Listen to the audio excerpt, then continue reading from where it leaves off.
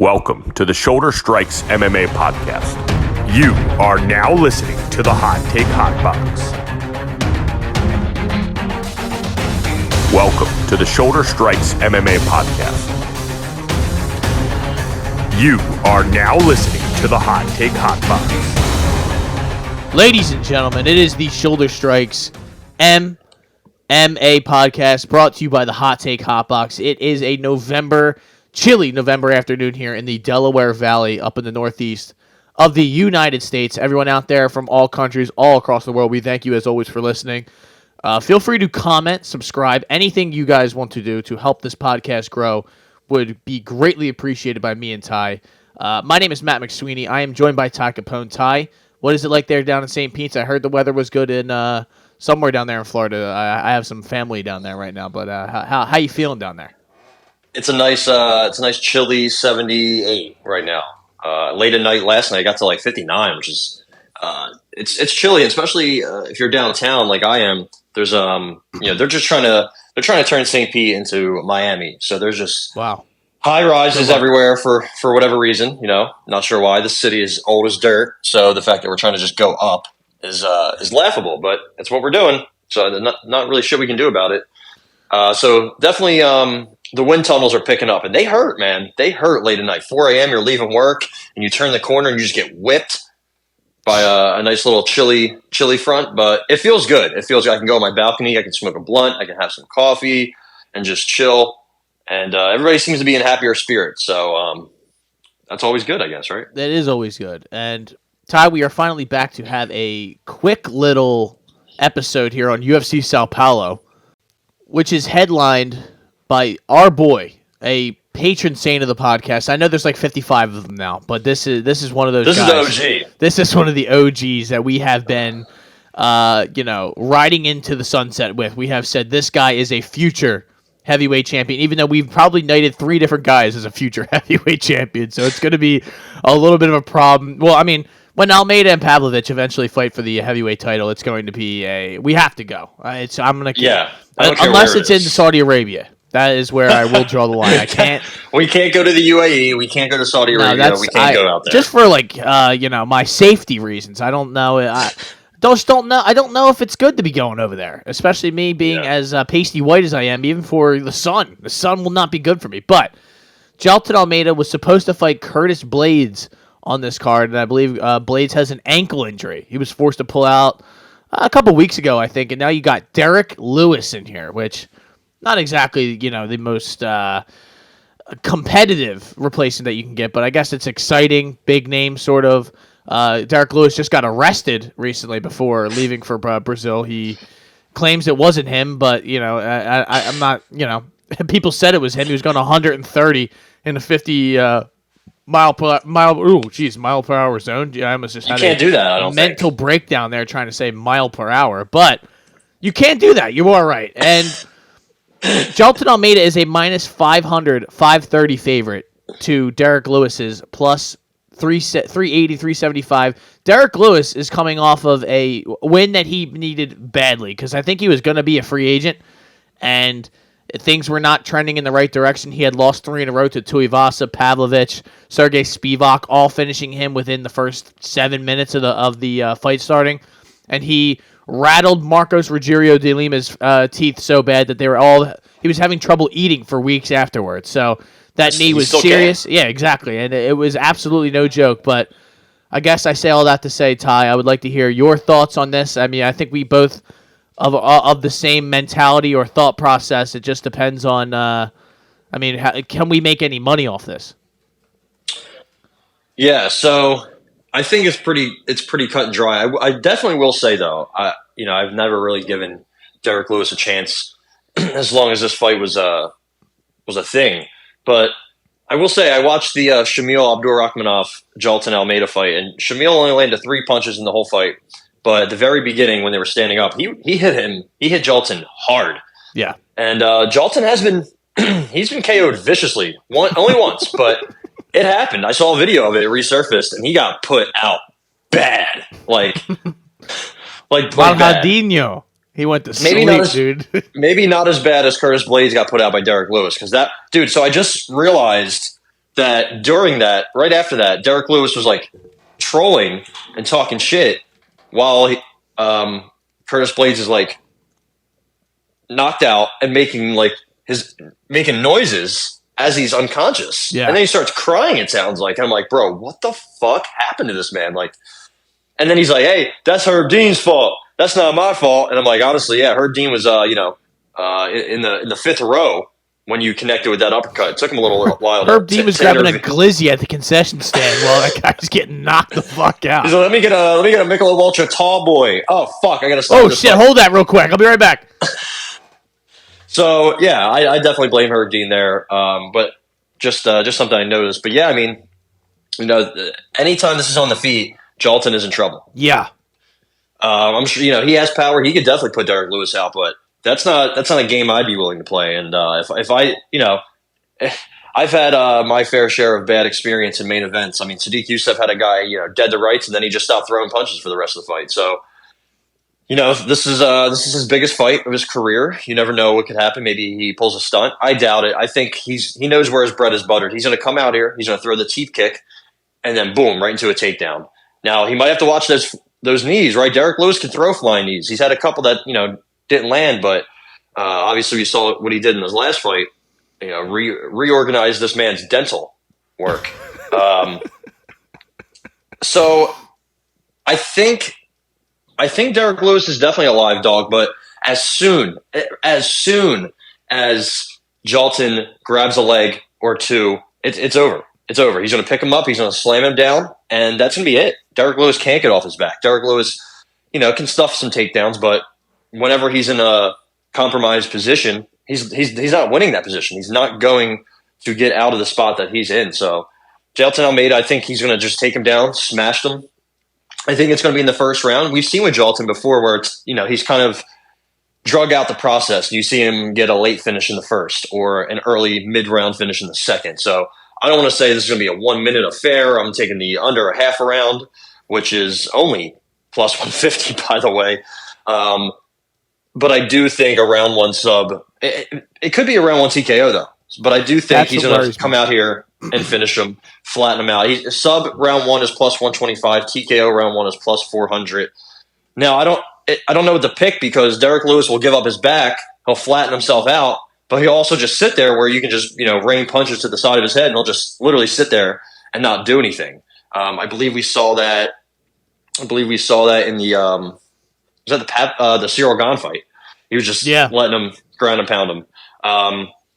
Same thing with Junior Dos Santos. I mean, Mark Hunt. I mean, how many times has Derrick Lewis been finished with strikes? 7.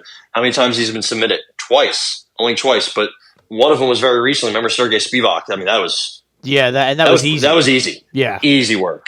And I think Jailton, if he really wants, I mean, rear naked choke. It just I see this whole fight playing out. I see him going for that blast double after he throws that teep kick, because that's what he does. When he got knocked out a long time ago, he threw that front kick, but he didn't go for the takedown, and then he got knocked out. So I think that might have been something that he's like, you know what?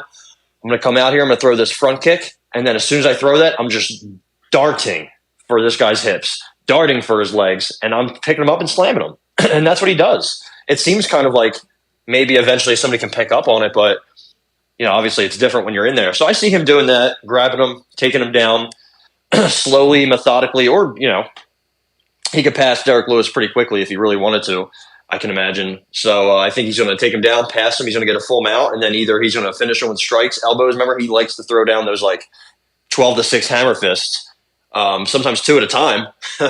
I could see that, and then Derrick Lewis flops over to his belly, and then either he just gets pounded out, pause, or he gets rear naked choked. I think I'm going to go with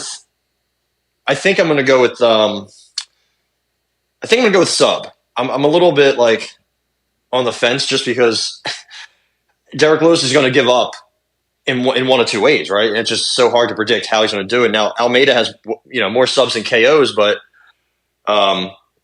he finished Jamil with strikes. I think that's his only. No, Daniel Marquez too. Most of his UFC wins are rear naked choke. He was an underdog on the Contender Series, which is crazy. Yeah, but. Yeah, rear naked choke. That's just his thing, and I think that's what he's going to do. That's what he's going to go for, and that's what he's going to get. So I got Jailton Almeida round one sub, and and I'm going to play that on the card at plus 125. Let me see. Maybe I can get you a better line here if I can find If you know anybody. Specific one. Yeah, I You got know a guy. Almeida by submission is plus 215 in round 1 here. Wow. On I Bovada is believe just crooked. Bet Rivers or Points Bet. So shout out to them. Shout out to Austin. I like Almeida round 1 is like minus 120 here, but I can only imagine by the time the fight goes down that's going to be skyrocketed. So by the time you people hear this, it'll probably be 140, 150, something along those lines. So I'm probably going to go with you, Ty. I don't like the idea of him getting submitted. I think you know what? I don't know, man. Minus 135 in round 1 in general seems pretty good. I know we've talked about it. Like Shamil went to the middle of the second. Anton Turkali, Parker Porter, they almost went the whole first round. Yeah. Danilo Marquez went halfway through the first. Even that guy, Nasruddinov, on the Contender Series, he went to the second. And even before the UFC, he went to the second round. Not much, but a couple times. But I think now, we saw how quickly he went through Jairzinho. I think he's settling in. I think he's, improving, still getting better. I mean, how old is he? He's only 32. Yeah, he's only 32. That's he might as well be 26 when you're talking about heavyweights. So I think round 1's again, he could just start throwing down hammer fists, but I think round 1 is an absolute safe play. I'm surprised the line's not like bigger because we've seen many times, Bo Nickel or this guy or Ian Gary or whoever the fuck that's fighting, a big prospect fighting some bum. We always see round 1 is like huge, blown up. So I'm kind of surprised this is only minus 135. That's a pretty good line. Like I'd bet $100 on that. Yeah, like I think as a part of a parlay, I probably would throw that into something else to kind of jump the odds up when we go through some of these fights. We'll probably find something else that's minus 150, 160 that we like that we could kind of play around with and maybe make some double our money. But I think I'm gonna go TKO and just kind of hope for the the thing that's not gonna happen or that you don't expect to happen because I've kind of been getting beat on that recently. Especially to talk about UFC 294 when no one thought that Volkanovski could get knocked out and he gets head kicked and like finished in the first 3 minutes of the fight. So you just never know. I just can't get the vision out of my head that you just said where he's flattened out and he's just covering up and letting the guy beat the side of his head in. Like he's not. I don't like to say this, but it is the truth. Derrick Lewis has a tendency to just quit in there sometimes, where he's just like, you know what, it's not my night. I'm not going to get like seriously hurt. I'm going to get out of here. And I don't blame some of these guys sometimes because I would probably do the same thing if things, when your brain damage is the cost of doing business, then sometimes it's just like let me get out of here. Let me cover up and get out of here. Derrick Lewis is not that explosive, getting up from his back kind of guy that he used to be in his prime, I would say. And I just don't like that he has 7 TKO losses to those 2 submissions. Like he has fought some serious grapplers in his past, throughout his career, and only a few of them have been able to like really get him out of there. I think I'm just I'm not going to do that. I'm going to probably just stay with that round 1. I think I'm going to put round 1 on the card. I'll probably do them because I don't like anything. I really don't like anything here. It's one of those situations where you can't really find anything that you like. Minus 120 for round 1 via Unibet. So that's one of the hello. So I will do that. Almeida wins in round 1, minus 120, and we keep it moving. We have Gabriel Bonfim getting in there against Nicholas Dalby on the co-main event. So they're basically telling you Bonfim is him. He's next. He is 26 years old. He is a minus 650 favorite to Nicholas Dalby, who Mr. Dalby is not exactly. He's got a good record on face value, 22-4. But some of these last couple. The win against Muslim Salikov was good. He was split decision to Warley Alves, which was a really close fight. He lost to Tim Means not even about two plus years ago. So. Ty, do you think there's really anything here? Is it a finish or bust sort of thing? Because, Mr. Dalby's never been finished. Yeah. He's never been finished technically. Yeah. But he does have a no contest to he got choked out. He pretty much insta-tapped against Jesse Ronson, who he was much much bigger than Jesse Ronson was a blown up lightweight, and Jesse Ronson dropped him with a quick, a straight left that he didn't even see coming. It was very small, very like short and quick. Got dropped and he got subbed and he tapped really quickly. I think if that's something like that could happen to you against Jesse Ronson. Also, when he fought fuck was his name, man? Ross Houston. He was in a fucking blood and guts affair. Literally, Mark Goddard stopped the fight because there was too much blood from both guys. Yeah. So, yeah, he's never been finished technically, right? But he's been dropped a bunch of times. He's been in a lot of wars, a lot of just tough fights. Daniel Rodriguez one was tough. And he's honestly low-key for somebody that's been around since 2015. He's had an easy strength of schedule. So, does Zaleski win? Definitely not easy, right? But that was a long time ago. That was also a split. Darren Till, draw, not easy. But loses to Zach Cummings, loses to Peter Sabata in a fight where he got smoked. Taken down multiple times, knocked down. Peter Sabata, by the way. Like, that's not like a who's who of this sport. I know he's the one. No. I thought he was the one that got knocked out by Leon Edwards in like 2 seconds. That was not him. Who was that? Either way, it fights. Look at his wins: Muslim Salikov, Worley Alves, Claudio Silva, D-Rod, Alex Oliveira. Are any of them with the UFC anymore besides Worley Alves, who clock's ticking? I don't think so. So loses to Tim Means, gets smoked by Ronson, smoked by Peter Sabata. Like, I don't know, man. He's tough, right?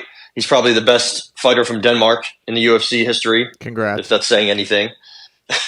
He's well-rounded. He's solid everywhere, right? Moves well. I think his movement is kind of what's really been a thing for him in his career that's kind of bought him time, got him wins, got him like the splits, those close fights. He knows how to win close fights. Also, he's pretty good as an underdog. And he's a vet, right? He's been around forever, has so many fights. I think he's up against it. Honestly, like, Gabriel Bonfim is a monster. He's big for the weight class. He has a nasty left hook. Throws it a bit wide sometimes, but what's Nicholas Dalby going to throw back at him that's really going to get him, worried or anything? I mean, this guy was in there with Trey Waters. Trey Waters, not the best fighter in the world, but he's 6'5" with a 77-inch reach, and he was, outstriking him. And then when he took Trey Waters down, he got put in a guillotine. And if you've ever, we've seen it before with guys that have long arms. That's all you really need. If you get somebody in a choke and you have long arms, that's all you need. And he turned that from a defensive guillotine position to a Von Flue choke. DC didn't even know what happened. Daniel Cormier had no idea what happened. He thought the other guy won. Like, he just has a very, very deep submission bag. He has good cardio. He has a brutal left hook. That's what he got Munir Lazzez with. He hit him with a big left hook, club and sub. Boom, bada bing, you're out of here. He was also in the same card with his brother, Carl Williams, to raise a blade of Vitor Petrino, who's on this card. So that was a pretty solid week of Contender Series fights. I just think he's legit, man. He's got good power on the feet. He's quick, good jab, good hook. And if it gets to the ground, you're fucked. Yeah. You're fucked. Absolutely fucked. He has all kinds of different, mounted guillotine against Lazzez. So remember what he did to Trevin Giles within like a minute? That was one of our easiest hits ever. Yeah. His last 4 submissions are all a choke, but they're all different variations of it. A guillotine, a mounted guillotine, a Von Flue, and a Darce. Like, and he obviously has the rear. Yeah, he has the rear nakeds. He has the arm triangles, but he's in there to you make one little slip up and you're done.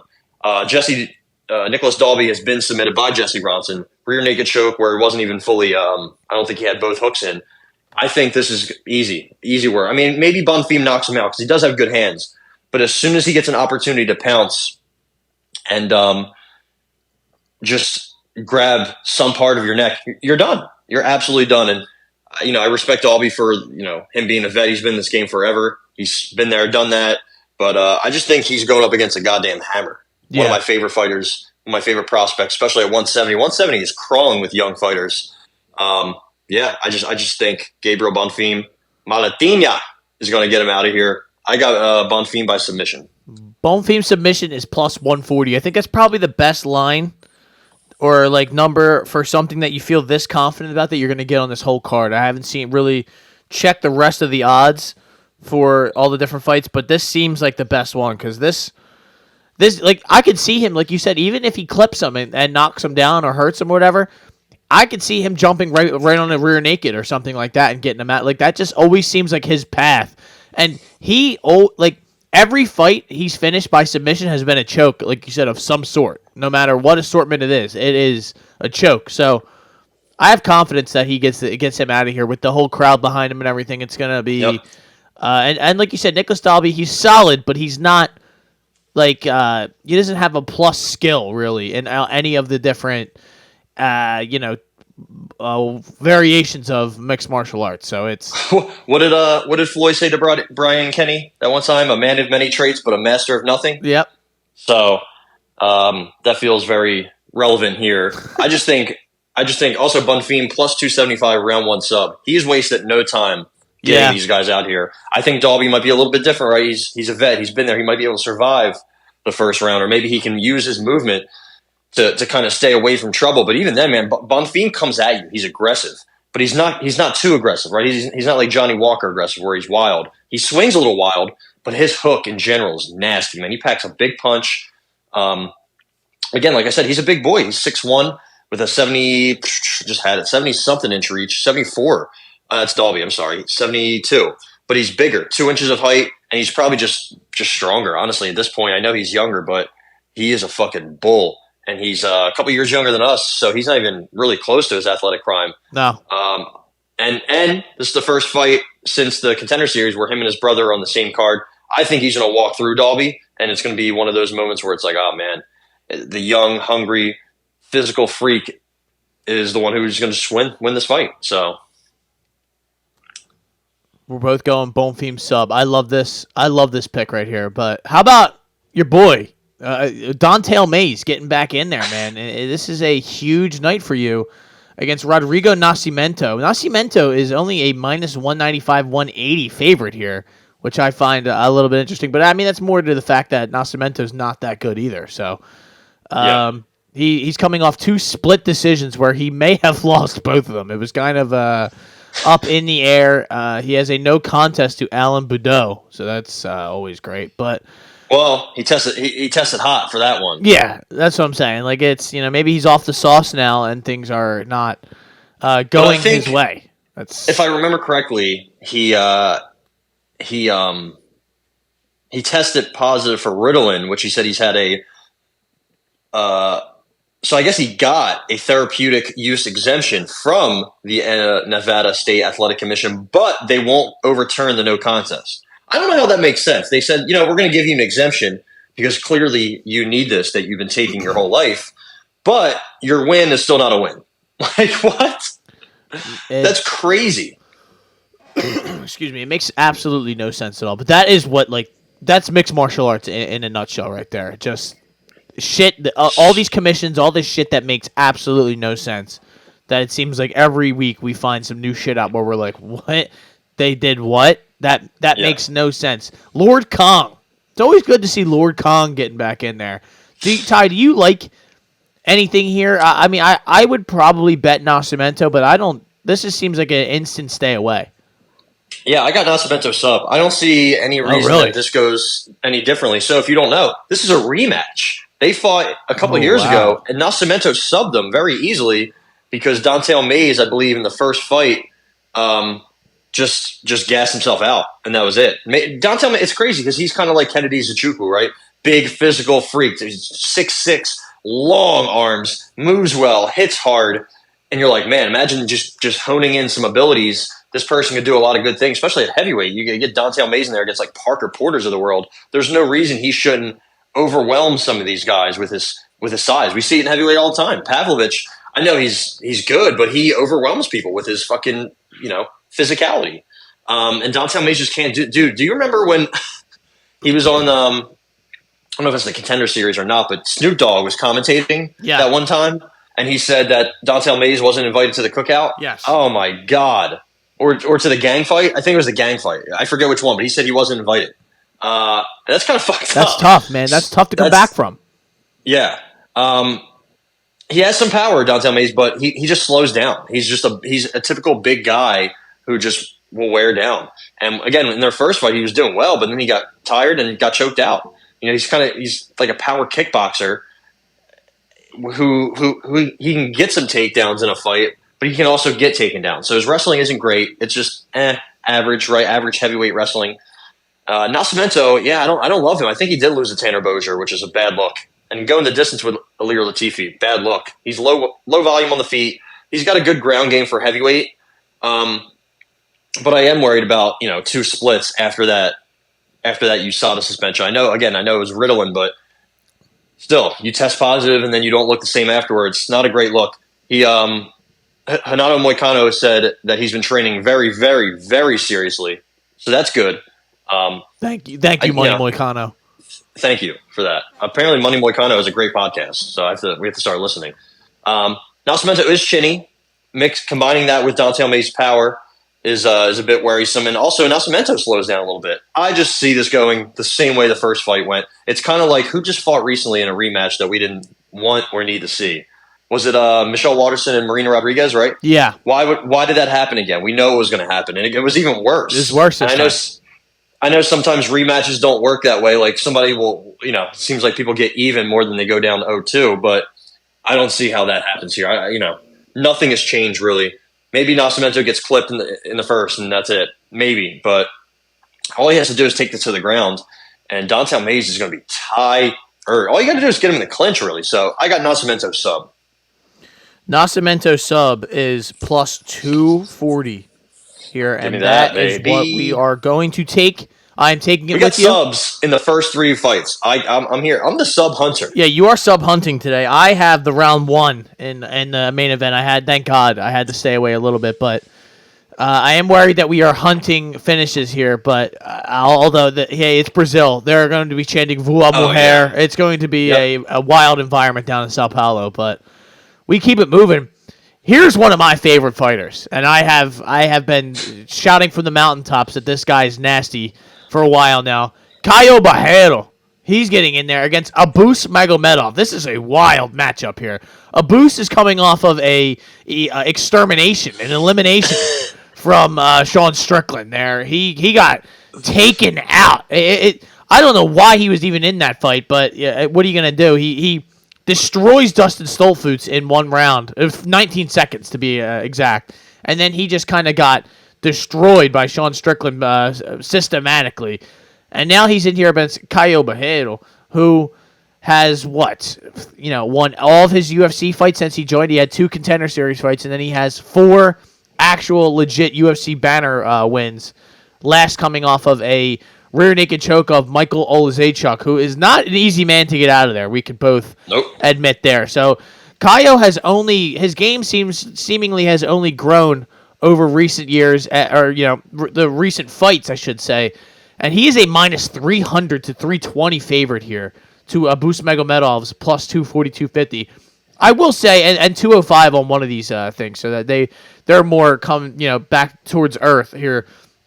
I think this is a little bit of an overcorrection, Ty, would you say, to Abus getting just looking horrible in that Sean Strickland fight? I think this fight should be a little closer to maybe a minus 180, 200 situation. So that for that reason, I don't like it, but I still do think at the end of the day that Caio is going to probably get him out of there. Yeah, he only has 1 sub in the UFC, and it was his last fight against Oleksiejczuk. I think this is another chance for a sub because we saw with Abus, he's pretty much cooked after the first round, right? He's just, there's one thing. He had nothing after 3 minutes in that Strickland fight. It's one thing to slow down, right? But oh my God! Now I will, I'll say Abus. I feel like offensively can do a little bit. I feel like his grappling isn't that bad. Like I remember he out-grappled Sada Boucy when he was in the PFL, but I think at that time Sada Boucy's grappling was very rudimentary. And again, that was when he was going on the offensive. What happens when Caio Barreiro takes his back? He's going to quit. He's going to look for a way out, or he's going to make a huge mistake, and he's going to lose. He has 3 fights, I believe, in the last 4.5 years. There's just a lot of question marks about Abus. Nobody really knew what.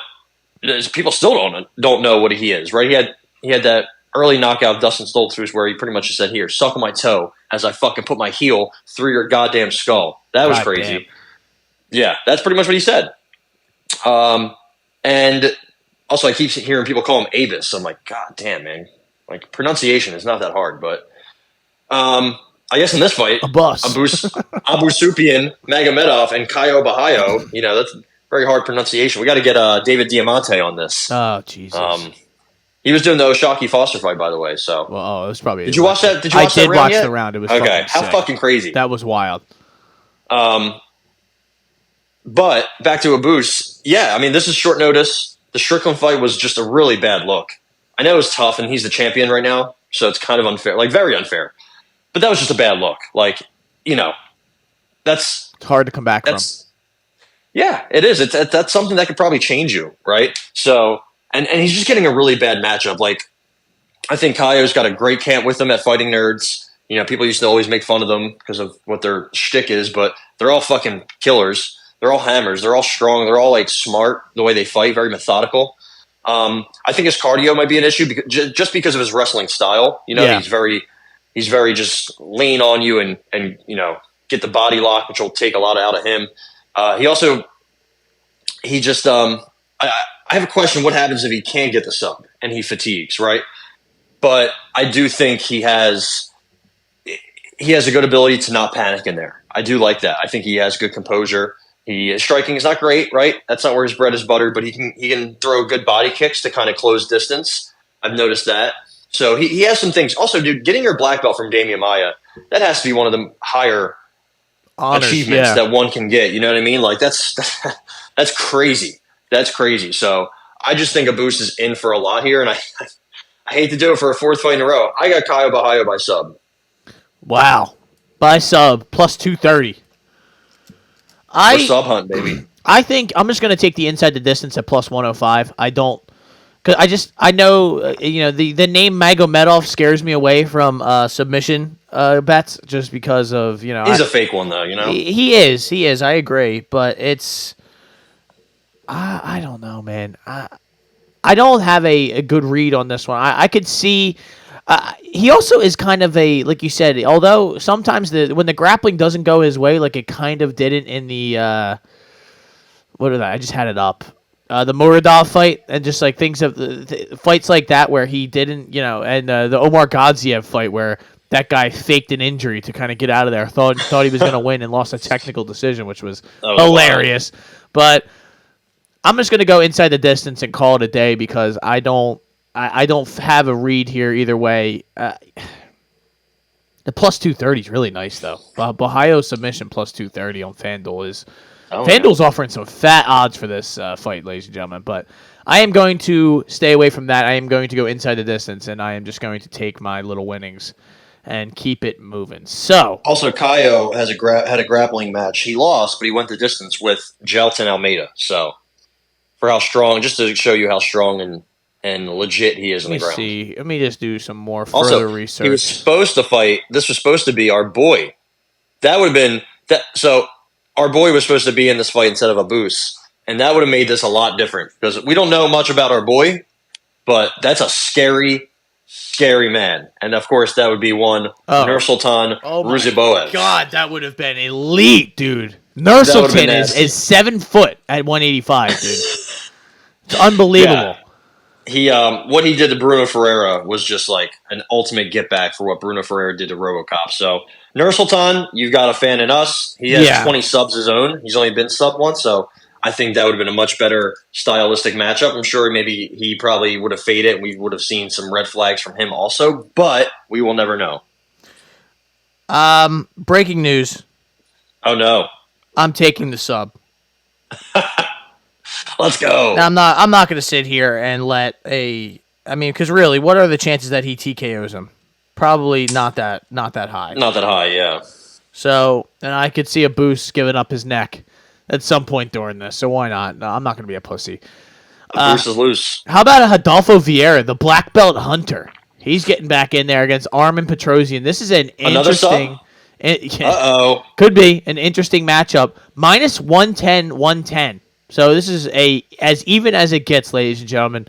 Adolfo has looked better in some of these fights. He has had gas tank problems throughout his entire UFC run here. He just arm triangled Cody Brundage in the second round, but I mean, come on. Remember what happened in the first round? Yeah, but like he got fucking dropped. Yeah, but Cody Brundage stinks, and the only way he wins in the UFC is by illegal strikes or him getting lucky against a Trayshawn Gore or something like that, or fighting some other fraud. And I don't think Armin Petrosyan is a fraud. I don't think. I think Adolfo Vieira could be kind of a fraud. That's what I'm basically saying here is, I mean, wins against Brundage and Stoltzfus are his last two wins. Before that, he had a win against Safarov and Oscar Picota. So he's lost to Anthony Fluffy Hernandez, Chris Curtis. I just don't like the fact that, like you said, in the first, like even if he could get clipped early on and it's like party over for him. If Petrosyan can somewhat grapple and somewhat keep him off him, like I believe he can. He's yet to be submitted. He doesn't exactly go for submissions, but he has held people off of him enough to not be submitted. I mean, RoboCop couldn't submit him, and he's not horrible on the ground. And he was hurt that fight. He was going after him. That was a wild fight, if I remember correctly. Yeah, I gotta go back and rewatch that one. I am going to go Petrosyan moneyline, -105. I like it. I'm gonna follow you. I like. There's a lot I like about Petrosyan. His volume, his world-class kickboxing background. Right, he was boxing well against Christian Leroy Duncan, like with his hands, which is different because obviously he's more of a kicker. And then it's funny because Duncan was the one who was throwing a lot of kicks and not hands. So it's definitely a different style, different fight. But it showed that Petrosyan can do multiple things. Yep. Good, great. Shouldn't say good, but great distance management. I think Petrosyan, is he the one with a really short reach? His reach for how big he is. I could be wrong. I thought it was like a 71-inch reach. So yeah, I don't know if that seems kind of small, but I mean, yeah, it should be in the Adolfo mid-70s. has 73, so it's not that big of a difference. Right, so that's good. I think Petrosyan has good cardio, great distance management. I think he has a better submission defense than takedown defense, if that makes sense. But he does do well at getting back up to his feet. Yep. He also does well in bad spots. It looks like he's not somebody that panics. Meanwhile, Adolfo Vieira, if he's not getting his jiu-jitsu working, he's cooked. He's fucked. He has a terrible gas tank. He checks out if things don't really go his way. He's very easy to hit. He hits hard, right? I think he's more of a. I don't think he's really a fighter. I don't know. His boxing is just not good. He got dropped bad and hurt bad by Brundage somehow. Even the Dustin Stoltzfus fight was like back and forth a little bit. Obviously got the elite jiu-jitsu, but his wrestling is terrible. Like, it's really bad, honestly. Who was it that stuffed like 20 takedowns? It's Chris Curtis, right? He was like 0 of 20? Yeah. Yeah, 0 of 20. Jesus, man. And like I said, got outstruck by Dustin Stoltzfus. He won in the third by sub, but it got sketchy in there. Fluffy ran through him in a spot that nobody saw coming, and that probably shouldn't have happened. And even Piahota won that first round when they fought. So I got Petrosyan money line. I just think he has much more ways to get out of the first round, and we should honestly be smooth sailing. I kind of like him to maybe get a third or second round finish. Honestly, it might be something to bet in your spare time in your personal life. Something just a dart throw. I think Petrosyan in round 3 could be very interesting if I bring up the odds on that. I just think he just has more ways to win, and I don't really know what Adolfo's plan is if it's not grappling, right? Like if it's not a grappling match, what's he going to do? So yeah, I'm kind of surprised that it's a pick'em, but I guess with that possibility, with that being such a such a weapon of his. I mean, his nickname is Black Belt Hunter, right? So I guess that's terrifying in its own right. But let's see. Petrosyan TKO round 3 plus 1100. I'm just saying, interesting. But I'm gonna lock in with you on double dip. Oh, double dip. Welcome to the first double dip of this episode. I am going to bet Petrosyan TKO as well, plus 270. That's a fat line right there, man. For like you said, if he's really, I just played it out and I was like, how does he win this fight? Rodolfo gasses out and he just kind of takes over in the later half of this fight. Yeah, and he volume machine, man. And he just those kicks and you'll just see Rodolfo standing there like huffing and puffing. If he gets like I imagine Petrosian's going to end up on the ground at some point during this fight, but I know he's probably going to get back up, and that's going to just wear on Rodolfo throughout this fight. And it's just I've seen it too many times from Rodolfo where he's just huffing and puffing standing in front of a guy, and you're like, all right, here, like maybe he's past that part of his game now. Yeah. He's kind of adjusted to the MMA way of life. But even the last, like you said, that Chris Curtis, he was huffing and puffing in front of him, and Chris Curtis just couldn't get him out of there. But Petrosian's more of a firecracker sort of striker, as opposed to Chris Curtis is just a well-rounded guy. Yeah, I think I might double dip with you. You want to hop in? I want to hop in the pool. Let's do it. Let's go. Not too deep. I don't want to drown. But no, I'm like one of those Core Brothers ice creams where you're double dipping it into the chocolate, where it fucking gets all cold on top, dude. That's what I'm saying. Yep. So that's me right now. That's literally you. That's literally me right now, and that is plus 270 TKO. And we already have a ton of plays. This is how you tell when UFC has a week off. It's bad for us because we are just so excited to get back in here and just fire shit.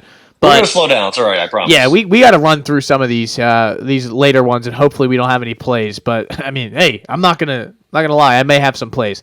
Ishmael Bonfim, the brother of Gabriel Bonfim, he's getting in there against Vince Pichel, who, I mean, when's the last time we saw Vince from Hell Pichel? He fought Marco Madsen in April of last year. He took a unanimous decision L.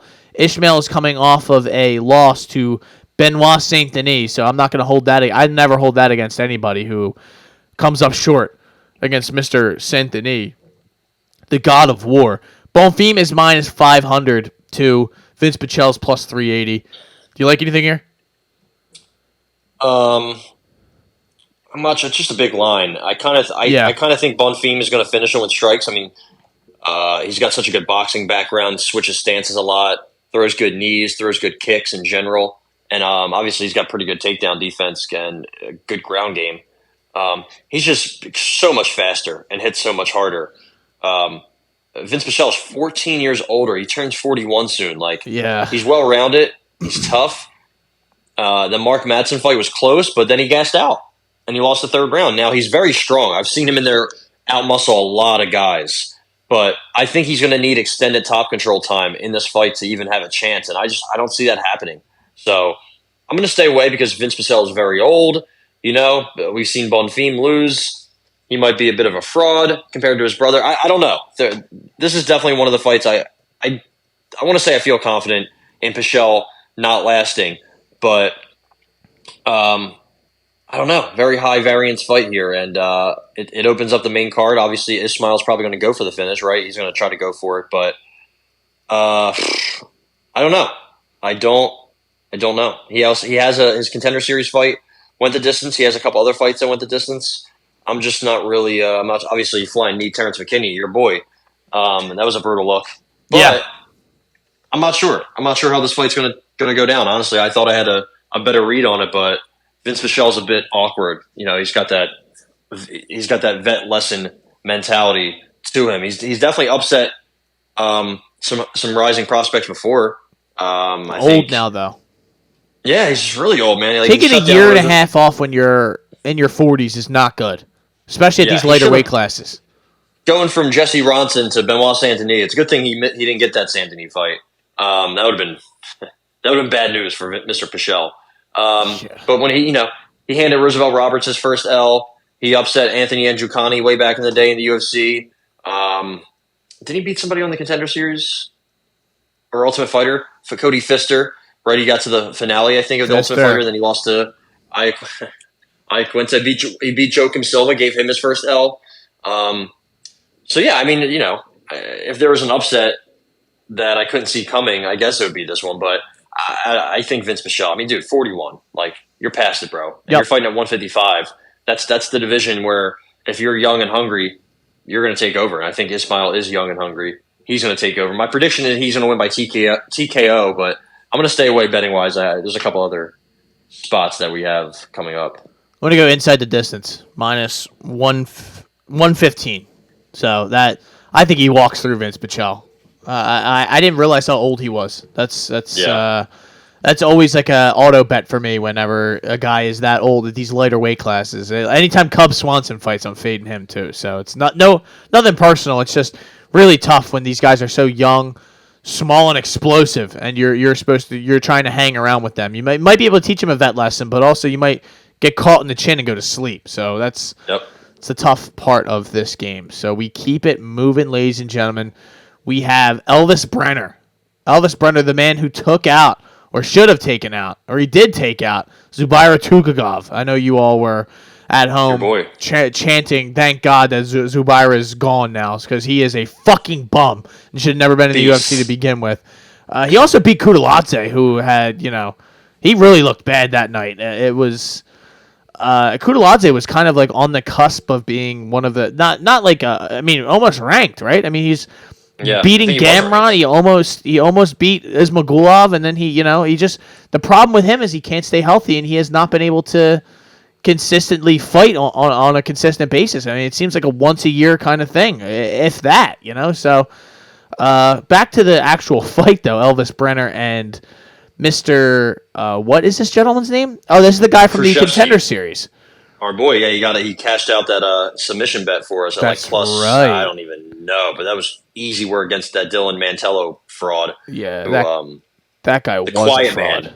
I was like, the quiet man? Yeah, he's going to be real quiet when he goes to sleep. It did suck because he was an LSU Tiger, and I was like, damn, I hate to bet against a fellow Tiger, but Longo Weidman MMA, you're done.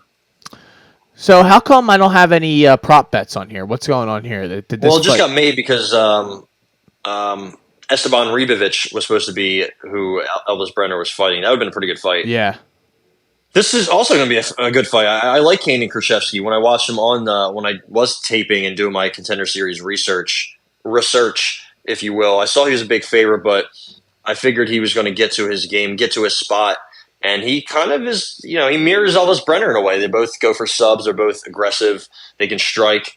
I will say, though, not too long ago at all, Kanan Khrushchevsky, I believe, lost a decision, but it got overturned to a no contest against the brother of Taylor Lapilus, Damian Lapilus.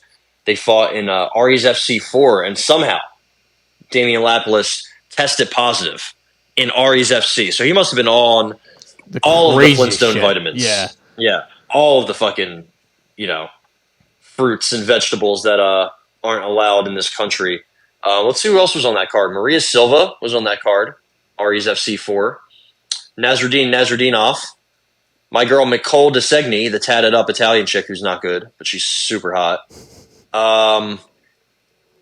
Aries FC. Listen, if you test positive in there, I don't know what you're doing. But he did lose to that guy who was 17-15. So not a great look. He also got one punch knocked out before by a guy who was 12-5. So I feel like there's definitely some concerns. But it's crazy. He has a win over Adriano Martins. I think that's just because Martins is like 40. Yeah. Also, he was supposed to fight Davison Figueiredo a while ago in the regional scene. So that would have been crazy. And I don't want to say I don't want to mispronounce this guy's name. Kaik Brito. If you know what kind of pronunciation you're about to call him cock, dude. You must just call him cock. No, something worse. A slur that I do not want to... Oh, okay, yep, yeah. Yeah, I did not want to do that. I came close. Kaik Brito. So this Khrushchevsky guy, to me, he's got a lot of question marks. I don't know if I trust his cardio and durability. I think Brenner, we've seen it with him. He is reckless. He can be hit. He can be hurt. And he was an underdog, right, in his last few fights for a good reason, I assume. So I'm going to stay away. I think this is going to be an all-action tilt. I think this could go either way. They're both Brazilians. You don't really see a Brazilian with a Khrushchevsky last name, but here we are. They're both young. They're both hungry. I think this is going to be a really good fight. So I'm going to stay away because I have no idea which way I'm leaning.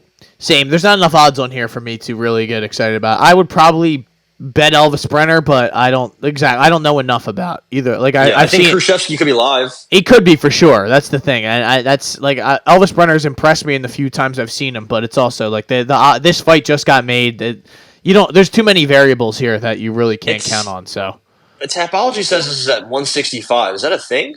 I mean, it's probably just since it's a late situation, it's kind of just like a catch weight sort of thing, I guess. It's, like the one guy probably, if Krzyzewski was hopping in here late, they were probably like, I can't make 55, like I can do 65. He's a big boy, too. So yeah. Then Elvis was probably like, all right, I just want to fight. I'm trying to make some bread, so. Elvis has left the building. How about Zaleski dos Santos? Elizu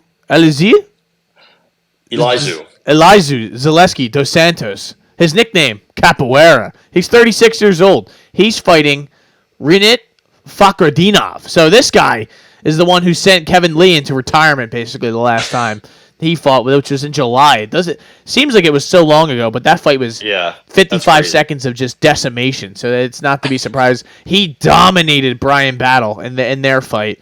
Also took a win against Andreas Michailidis, which that went the full distance, which is insane. But hey, Michailidis took a round from Alex Pereira. He did. So.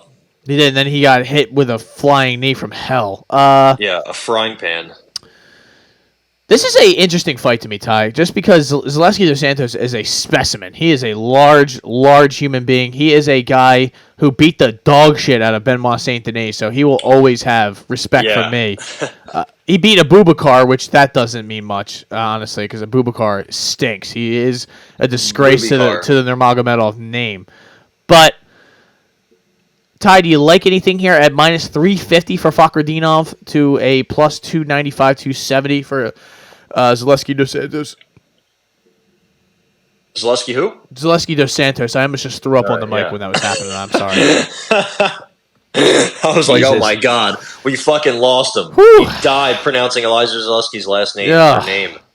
I'm trying it's coffee, dude. This goddamn coffee just kills me when I drink it. I don't know, but I love it, man. It gets me fucking wired, baby. There you go. Look at you. Losing your mind over there. I want to take Rinat because he's one of my favorite guys. Also at 170. 170's got some good young fighters. He's only 3-0 in the UFC. I feel like he's the best 3-0 fighter in the UFC. I know that sounds kind of weird, but he came into the UFC after a 55-second decimation of Eric Spicely. So I think he's ready, right? He has 2 losses in his career, but they were very, very early. I think his first fight and then his, let's see if I can do quick math, his 7th fight. So, and they're both the guys who had good records and to this day still have good records. Igor, well, not this guy, not Igor Sfirid. But at the time he was 7-1, and this guy Aygun Akhmedov 22-3. I wonder what he's up to these days. Let's get him in there. Let's get him in the UFC. And he lost by decision both times. So, I think Rinat. These guys are both hammers. I just think Rinat is in his prime. Right, Elizu we've seen he's a little older. Yep. Elizu also, fun fact. I don't think this has anything to do with anything. He has a good history against Russians. Rinat's not a Russian, right? No, he is. Okay. I thought I was being racist. He has a good history against Russians. Beat Abubakar. Beat, what's his name? Omari Akhmedov. Smoked him with that fucking, with knees. So maybe that's a factor. Right. So maybe that's a factor. But this is a bit different. Rinat is a scary gentleman. I think he's a bit low volume on the feet, but he just picks his shots carefully, and he hits hard. That's kind of almost more intimidating, right? Somebody that's like hulking forward, but you're like, oh, they're not throwing much. And then when they do throw, you're like, oh, he knows what he's doing. He's just being methodical about it. And the thing with Zaleski, he throws spinning kicks, and they're awesome when they land, but when they don't, then what, right? Yeah. I think he might have a striking edge in this fight, like very slight striking edge, but he turns 37 soon. He gives up takedowns. He had that USADA suspension before he fought Abubakar, who, by the way, rocked him very early in the fight. I think Rinat is legit. I think he's a top 15 guy. I think he's a future star. If he was a little bit younger, I think he could win a belt. I think he still could, honestly, at 170. And he's just so good all around. I mean, the thing about Rinat, I just love his numbers, right? I know, again, it's only been a couple fights, but his strikes absorbed per minute, less than 1. His striking accuracy, 67. His takedown average, 5.8. His takedown defense, 100%. Like, again, I know it's only 3 fights, but I'm not ready to say these are 3 bums. Brian Battle is somebody who can get wins in the UFC. Kevin Lee, we know about Kevin Lee. Andreas Michailidis, sure, he's kind of a walkover, but he's treated these guys accordingly. 12 takedowns combined in his first 2 fights, and then he just comes out and just dogs Kevin Lee. I think it's going to be a tough fight. It's going to be a really tough fight. In a weird way, I could see this going the distance. I'm gonna stay away though. It's a big number for Renat. I think maybe it's justified, but it's just a big number. I'm gonna stay away and enjoy this one, kind of like the Elvis Brenner fight. I'm ready for violence. I'm ready for some spinny shit. I'm ready for both guys to get hurt, possibly. But I think as this fight wears on, I think Renat is gonna wear on Elizeu Zaleski with some ground and pound, and maybe he gets him out. Maybe he chokes him out. Zaleski has been submitted before, I think, right? By I can't think of. It happened way back. Jungle Fight. You can submit it in Jungle Fight, baby. So yeah, I'm gonna stay away. But I do think Renat gets maybe a late stoppage, or maybe it just goes the distance, and it's like a good back and forth exchange. Give me Fakhretdinov inside the distance -110. I agree with everything you said. I just think he's going to wear on him. The wrestling is just going to be relentless, the same way it has been in all of these fights. I like his hands. He has fire in his hands. He hurts people with it, and I could see Zaleski getting fucking rocked, and then maybe falling up against the cage or something, or getting taken down immediately after, and then just kind of worked over. I'm with you on everything you said about Fakhretdinov. From what I've seen, there's a thing when you fight guys who maybe aren't on your level, or what we would say cans, even though the guys he's fought really aren't cans. But when you treat them accordingly and you just beat the dog shit out of them, then I have to respect you. And Brian Battle, I gained my respect that night when he was able to survive that whole fight, because he was getting the shit beat out of him that whole fight. And he just bullied. Yeah, and he just kept surviving, basically. Kevin Lee did not survive. Michaelitis survived, but he was getting the shit beat out of him. So I could see a situation where Zaleski survives, because he's a fucking animal, but I'm going to hope that doesn't happen. So, and also, in Zaleski's last fight, he went the distance and in a split with Abubakar, who is one of the worst Nurmagomedovs, if not the worst Nurmagomedov. So, yeah, I'm with you. I want to follow you, but I feel like I have a lot on the line. Also, I followed you deep enough. Listen, I want to follow you into war on horseback, right behind you, and I am. But in this one, I'm going to let you go and take out whichever one of your enemies on the battlefield you want, and then we'll come back and we'll assess things when we take Eduardo Mora down the line. But we're not there yet, so we'll get there. One of my enemies got taken out last night, that being Zach Gallen. Good to see him go down. Fucking bum. Shout out to South Jersey. Good luck getting them fucking spring training tickets, you asshole. So there you go. There's my shout out to. And the guy who was tweeting me from that was a Diamondbacks fan. Fuck you, pal. Yeah. Fuck you. Ho. Yeah. And he's like, if you can't, now he's acting like a fucking softie. Well, if you can't enjoy a season like this, and you shouldn't even watch. You were the one telling me I shouldn't be talking, and your Diamondbacks are the answer backs. Yeah, pal. Well, enjoy second place. I know all about it. All right. Yeah, this is a rivalry that everybody will want to monitor going forward. So yeah, well, I hate this on the Jungle Fight card. Yeah. How about Daniel Marcos? Daniel Marcos fought for his life to get a decision the last time he was out there against Davey Grant. Split decision from the July card, I remember correctly. He's fighting a Victor Striker Hugo. That's right. He's making Striker. Just literally Striker. He is making his UFC debut after a Contender Series. He hit a knee bar on a guy. I mean, this guy has a ton of submissions, ton of TKOs too, but he also has been finished. Do you have any read on this? Do you know anything about Mr. Striker?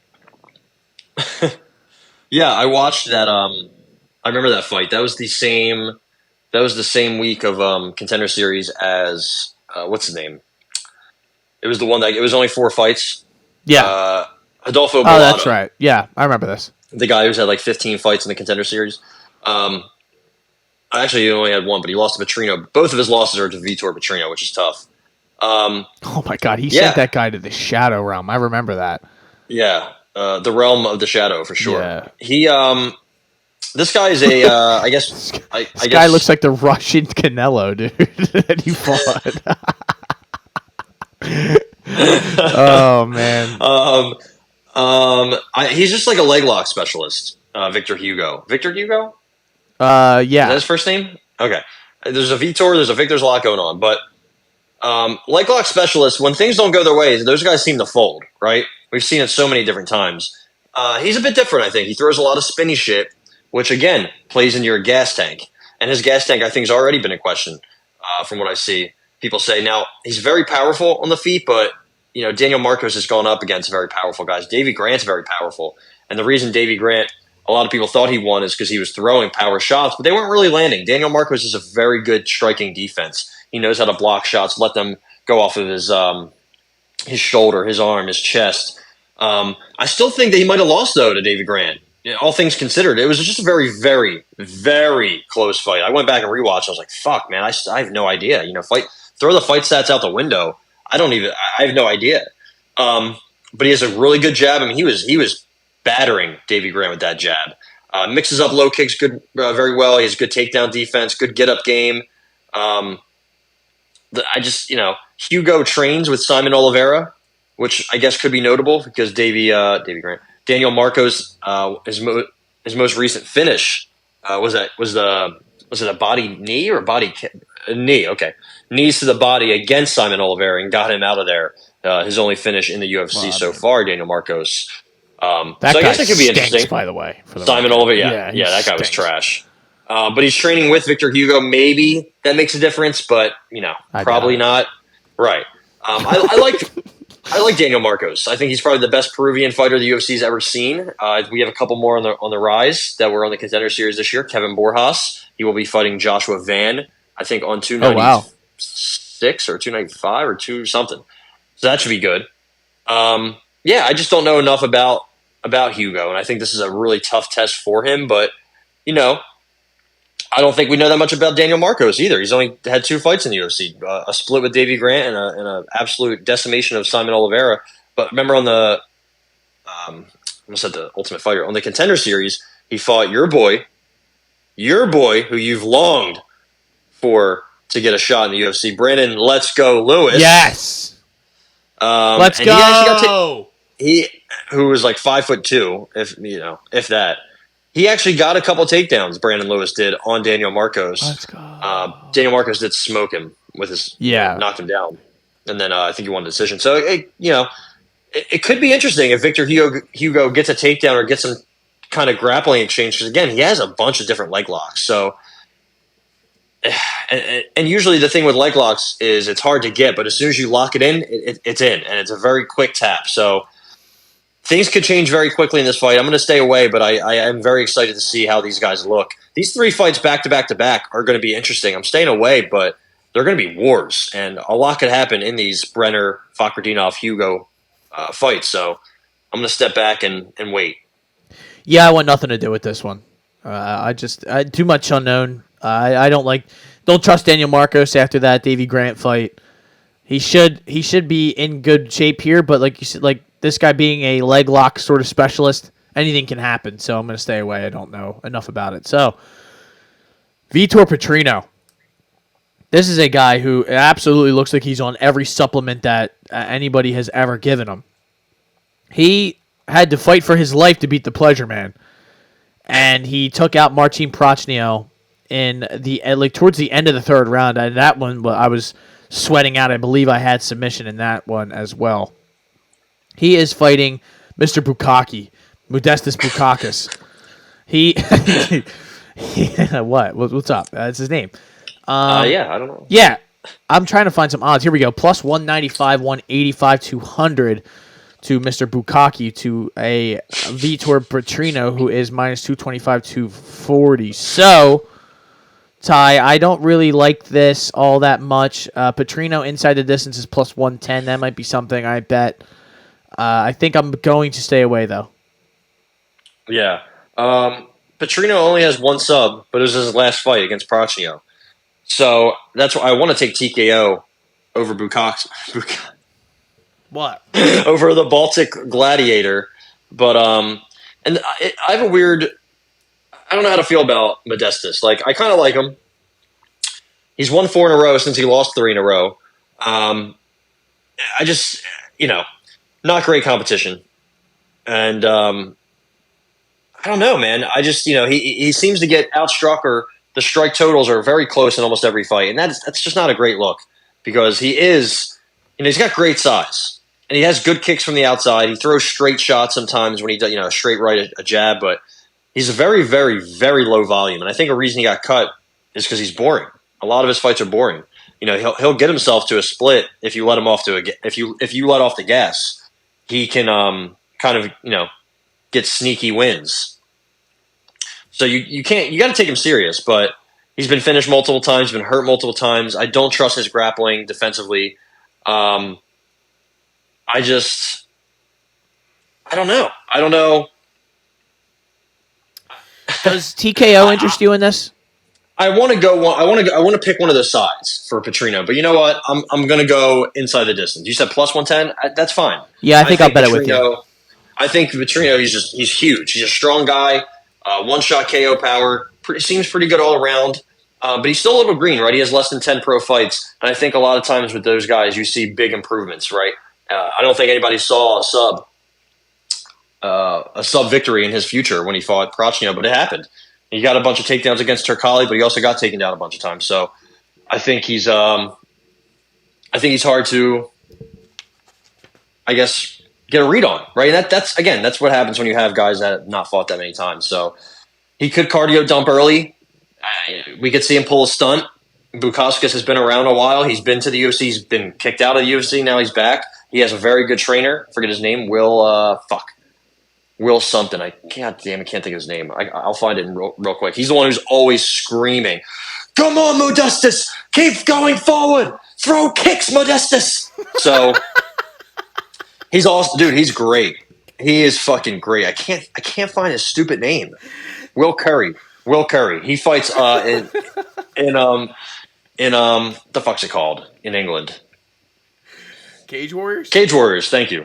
He's pretty good, too. He's somebody that's kicks, Modestus! More kicks! You have to step on the gas, Modestus! I swear to God, I'm not exaggerating. That's exactly how he sounds. It's fucking awesome. Hopefully he'll be in the corner this weekend. I can't wait. You have to go back and watch his fight against Tyson Pedro. Or maybe even Zach Paulo. I think it was the Pedro fight where he just was screaming in between rounds. And I think the commentators were like, well, that's Will Curry, if you can hear him at home, which I know you can. So throw more kicks, Modestus. That's what he sounds like, I swear. So I think he has some good people around him. And this could be a sneaky upset spot. Again, Petrino has only 9 fights. And if he gets a 10-8 round in the first round where he almost gets Bukauskas out of there, maybe we see a draw, or maybe he gets finished late, right? So I'm going to trust Petrino because, again, Modestus has been smoked multiple times. He's been submitted. He's been fucking dropped. He's been everything. So I got Petrino inside the distance and a very upset Will Curry. That's tough, but we're going to both take Petrino inside the distance minus 110. Then we are going to go to Angela Hill and Denise Gomes. Gomez? No, Gomes. That's right. What do we have odds-wise here? Plus 114, 105 for Angela Hill to Denise's minus 135, 125. Anytime Angela Hill fights, it screams stay away.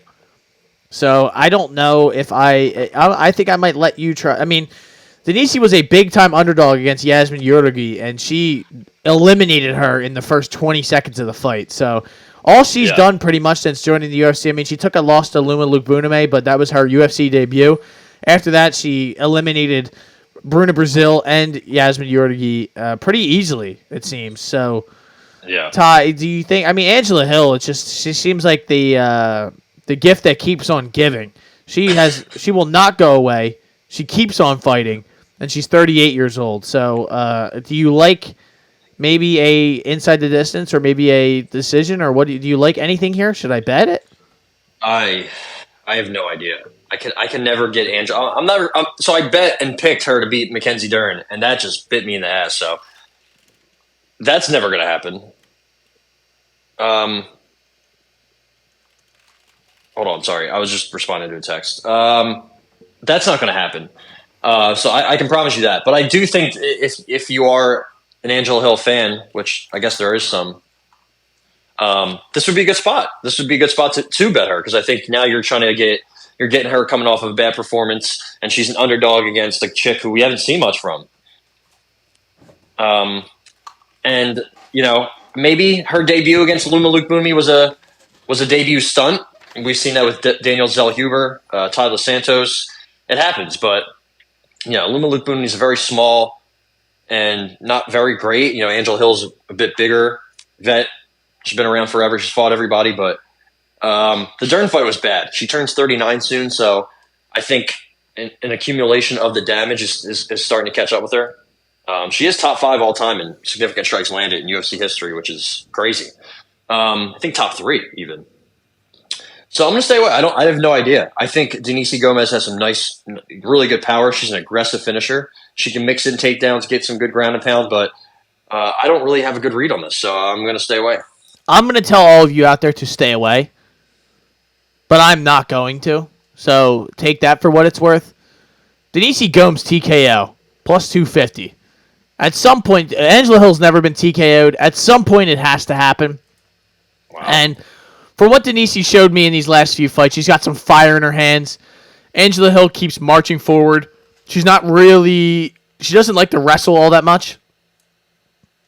Am I wrong in saying that? I think that's not really no. She's more of a kind of little action kickboxing, just walking forward sort of thing. So I am going to count on her getting caught and knocked out unconscious, flat on her face. Jesus. Denise Gomes TKO plus 250. I just had a bite of a chip and it tastes like throw up. So there you go. That's nice. I'm not sure what to do with that. So sorry, but I want to follow you in that, but I'm not going to because I can't bet an Angela Hill fight to save my life. So yeah, like you said, she's never been finished, or no, she has been submitted. Yeah, I meant by hand via the hands. Yeah. I fucked that one up. I'm just looking at her resume. It's just funny. But anyway, yeah, I'm staying away. Montserrat, your girl, Montserrat Conejo Ruiz. I feel like she adds names every time that we watch her fight. But she's fighting a Eduarda Mora. Do you know anything about Ronda? Which is her nickname. Yeah. That's never good. That is a big red flag whenever you have Ronda as your nickname. The Russian Ronda just got smoked recently, I'm pretty sure. Or she might have won, actually. I don't remember. But I think she got... Yeah, I don't know either, actually. It's hard to remember. Is the Russian Ronda the girl that has had the staff on her asshole or something like that? I don't remember if that was her or not. But yeah, no. Russian Ronda is Arina Alexieva. She lost. She lost. She did not have staff on her asshole. That's the other girl. She lost to that Dixon, right? Yes, Melissa Dixon. Yes, and that girl is she's engraved in my brain because she just kept doing the same thing over and over again. And if she does that in every fight, she's going to be the champion. So, I mean, what are you going to do? Mrs. Eduarda has 8 of her 9 fights have been finishes. And she finished the lady on the Contender Series, Jayana Silva. Is this the woman that we had? What's it called? What was it? The Inside the Distance bet, or the I think so. I don't remember honestly. I think so. I remember. I definitely bet on her. I'm pretty sure I gave the bet away because she was only a slight favorite, and I think I had her sub or Inside the Distance, and she walked through Jayana Silva pretty quick. Yeah, pretty much all of her wins are by finish. Also, she just turned pro in 2022. That's crazy. So yeah, that's wild. And she went to a split with a 12-14 chick, but I think she either took that on late notice or maybe it was just a slip up. She fought somebody who's been fighting for a while, and she hasn't been fighting for a while, and it got sketchy. I don't see anything wrong with that. I mean, in my opinion, she has nothing in front of her right now. Jesus. Montserrat Conejo has one move. It's the head and arm throw. And if she can't do that, she's cooked. I mean, she's 5 foot. She's 5 foot, and that's a very generous 5 foot. Listen, I think she's a dog, a warrior, but she'd be the champ at 105. Yeah, maybe. She fraud checked Cheyenne Vlismus, right? So I got to give her that. But she got swept multiple times in her last fight against Amarine. She's just too small, not strong enough, and not really skilled enough. I hate to say it, but also in the wrong division. right? She Yeah. should be She should be fighting at 95 if that's even a thing. So, Edmora Moore is much bigger. I know she's only 5'6", but it's a lot bigger, a lot stronger, a lot more powerful, long, good top pressure, good ground and pound, good sub game. I like what I see from Eduardo Mora. She's also the protege of one Jailton Almeida. So she's only a purple belt, but she competes in tournaments all the time. I'm sold. Give me Eduardo Mora I want to take her by sub. Is that a thing? Let's see. Yeah, it's like plus 150. Yeah, plus 150 on here. I'm only getting one betting service that's offering odds for this, so let's take that for what it's worth. Yeah, I got Eduardo Mora by sub.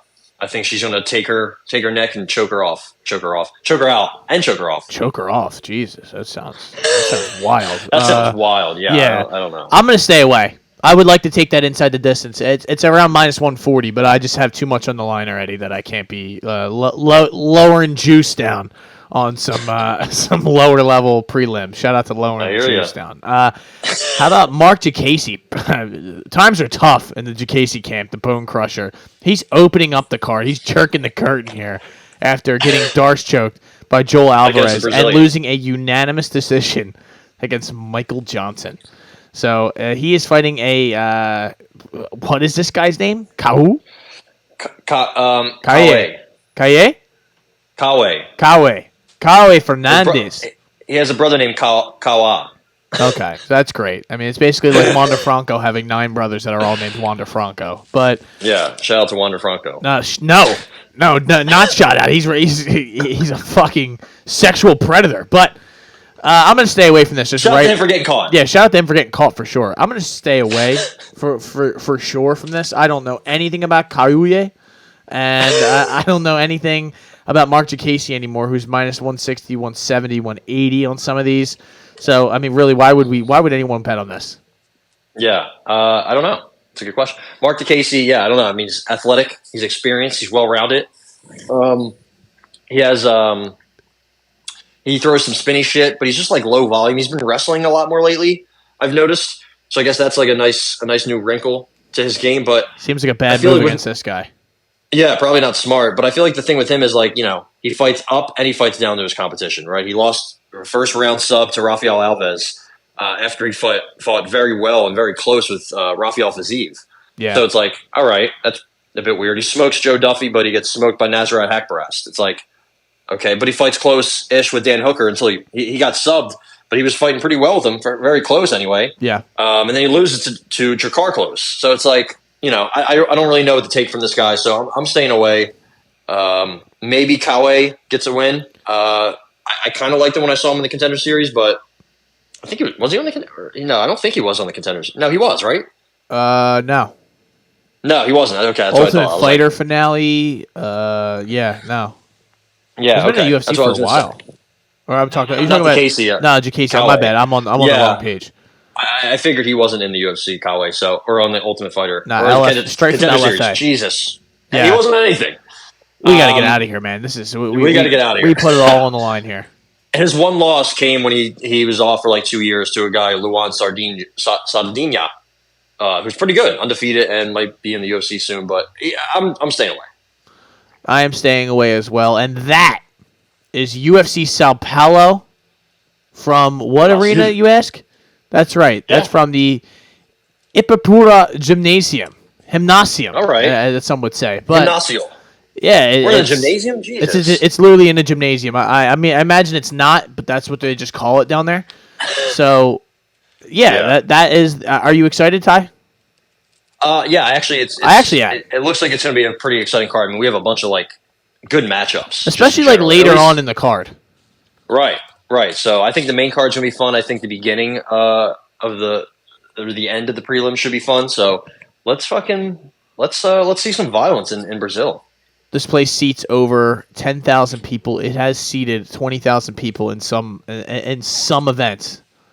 All right, let's do it. Let's see what we can do. It opened in 1957. It is mostly used for volleyball matches. So that's all right. That's cool. All right, we're gonna get somebody's head in this card will be volleyball across the cage. There we go. So that's about all we have for this random gym in Sao Paulo, Brazil, and that has been the Shoulder Strikes MMA Podcast breakdown of the UFC Sao Paulo. There's really no boxing, right, this weekend to talk about?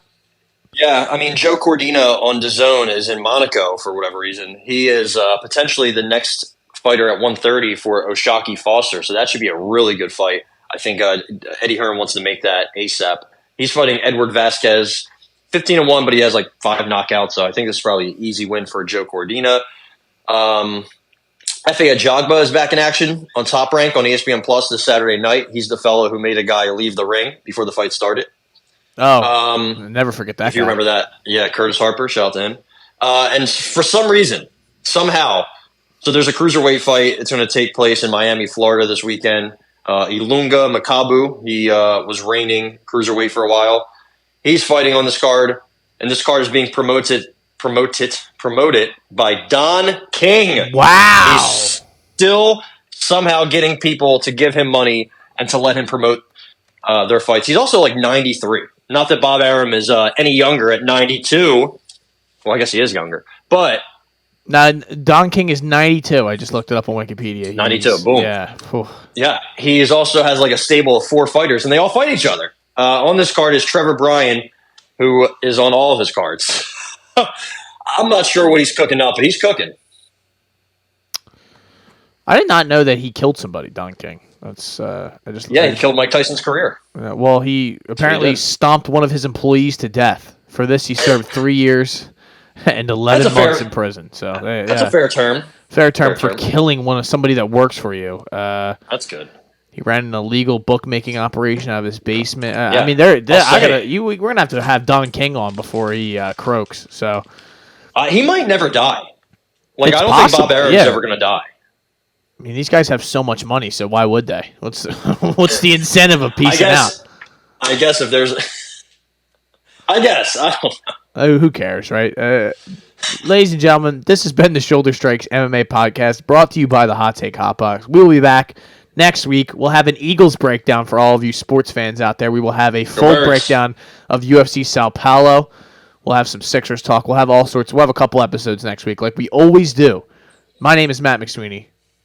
I'm Ty Capone. And as always, ladies and gentlemen, please make sure to tip when you go out to the bar.